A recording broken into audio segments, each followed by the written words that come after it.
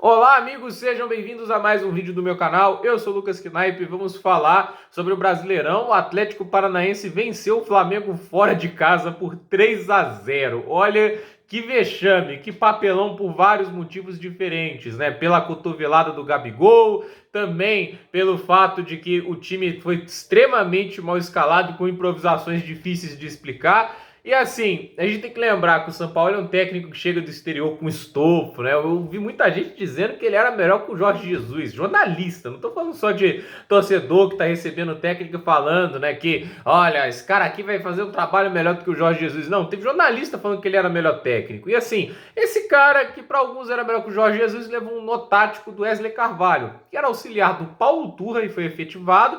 E pior, o Paulo Turra era auxiliar do auxiliar, acho que ele era auxiliar do Filipão na temporada passada e foi efetivado, entende? O auxiliar ao quadrado consegue ganhar do São Paulo que veio da Europa, né? E isso mostra que não adianta você hablar, você tem que mostrar sua qualidade tática. E esse último trabalho do São Paulo no Sevilha foi muito ruim, não era para justificar o Flamengo ir atrás dele dessa maneira. Do mesmo jeito, assim, tudo isso que o Flamengo tá passando nessa temporada é culpa do Landim, do Braz, em tentar buscar um novo Jorge Jesus, de não entender que aquilo lá foi daquele momento, daquela conjuntura. Eles conseguiram o Jorge Jesus, que é um técnico extremamente acima da média, muito acima dos caras que vêm aqui pro futebol brasileiro, e assim, no momento perfeito, o time lá, no auge ali de muitos jogadores, ou pelo menos ainda em momentos muito qualificados, por exemplo, Felipe Luiz ainda em uma condição física muito boa, entende? Era o momento perfeito para o Jorge Jesus assumir aquela equipe, em um momento que a gente via poucos técnicos estrangeiros no futebol brasileiro. Tinha o Sampaoli no Santos, por exemplo, mas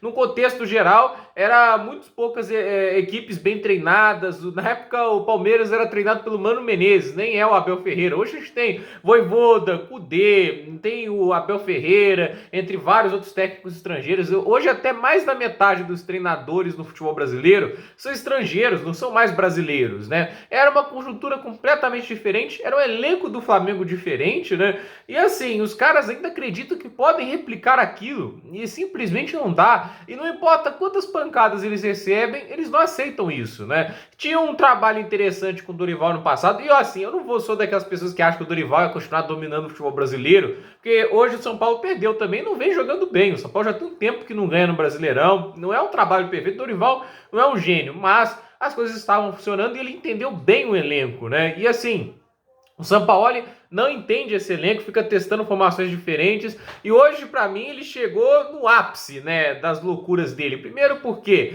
ele vai lá e coloca o Thiago Maia de lateral. Já não tá jogando bem na posição de origem dele, que é volante, né? E aí ele coloca o cara de lateral, e assim, a pior posição pro cara jogar improvisado hoje é lateral, né? Porque ela é muito complexa, né? Além de você ter que defender, você tem que subir ao ataque, ajudar na construção. Pelo menos assim, como lateral é visto hoje, né? Ele não é só uma peça de defesa, ele pode subir ao ataque, ajudar. E assim, você também tem o Davi Luiz escalado de volante. Eu me pergunto, o Sampaoli pediu o Alan pra quê? Ele entra no segundo tempo, ok, e machuca, né? Pra você ver que a situação do Flamengo não tá fácil nem nisso. Mas é aquela história, né? Por que o cara não começa de titular? Eu não entendo esse tipo de coisa, né? E pior, né? Porque o Thiago Maia ficou de lateral o jogo todo, né? Ele não resolveu tirar o Thiago Maia da posição ali. E ali foi colocar o Everton Ribeiro no segundo tempo e tudo isso. Óbvio que nem tudo pode ser culpa do técnico, porque assim, o Gabigol, por exemplo, tá fazendo uma temporada terrível, e acho que assim, o comportamento dele também é de um cara extremamente marrento e que não aceita má fase, né? Tipo, ele não pode se responsabilizar pelo momento ruim dele. É sempre uma culpa de terceiros, e hoje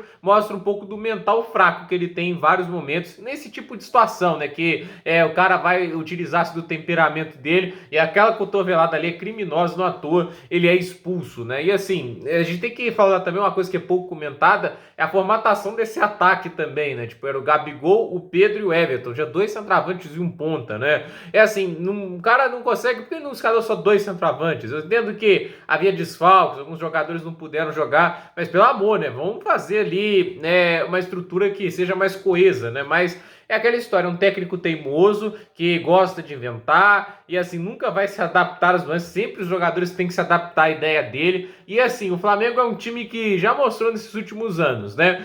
Desde que o Jorge Jesus saiu. Se não for bem treinado, não domina o futebol brasileiro, né? E assim, mesmo se for bem treinado, não tem garantia de que vai ganhar os jogos, né? Precisa de um técnico que conduza isso bem. E no final das contas a gente vê isso. O Atlético Paranaense, mesmo estando longe do seu melhor momento, foi lá e assim, conseguiu ter uma das melhores oportunidades de gol, machucava mais quando chegava no ataque, entende? É impressionante como o Atlético Paranaense jogou melhor do que o Flamengo. E para completar tudo isso, ainda tem a questão do Flamengo ter contratado o Rossi de goleiro e o São Paulo continua colocando o Matheus Cunha, que não foi bem no jogo de hoje, há de se dizer isso, né? E assim, né? A gente vê ali os contra-ataques também sendo letais contra o Flamengo. Ele nunca foi bom treinando essa questão de defesa em contra-ataque, não vai ser, entende? Não vai melhorar nesse aspecto.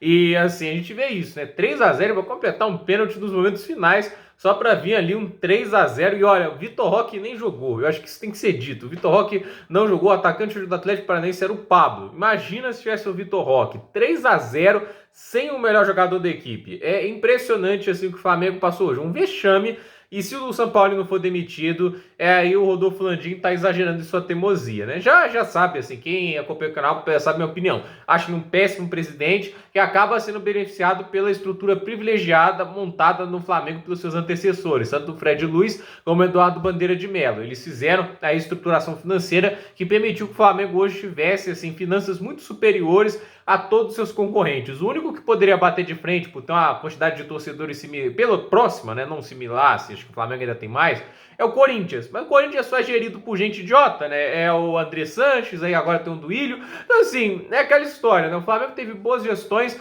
que deixaram o time numa situação financeira privilegiada, mas é aquela história, podia ser o Bayern de Munique daqui pela quantidade de dinheiro que tem a mais que os concorrentes. Mas não, é mal gerido, tem péssimos diretores de futebol, o Braz é péssimo, o Spindle é péssimo. Então assim, não há uma estrutura ainda bem montada na questão de se pensar futebol. E com isso, o time não consegue dar os passos para frente que já poderia ter dado. Então, essa história que está se repetindo, mais uma vez uma busca incessante para o novo Jorge Jesus, que não dá certo e leva um 3-0. Eu fico perguntando como é que vai ser essa final de Copa do Brasil. As duas equipes jogando muito mal, tanto São Paulo quanto o Flamengo, né? Eu acho que o Flamengo está pior, né? Mas, sinceramente, é assustador. Eu acho que o time precisa muito ali que o Bruno Henrique e a Arrascaeta voltam, porque depende demais do talento individual. Esses caras salvaram muito o Flamengo, conseguiram muitos pontos para a equipe nessas últimas rodadas. Se não é eles, assim, não existia, por exemplo, vitória contra o Atlético, onde o Arrascaeta brilhou, não existia vitória contra o Botafogo, onde o Bruno Henrique brilhou. Então, assim, a meu ver, sem o talento individual, hoje, o Flamengo talvez tenha o pior trabalho tático do futebol brasileiro. Não sei se dá para colocar na primeira posição de pior trabalho tático, mas tá entre os piores, sem dúvida. Então,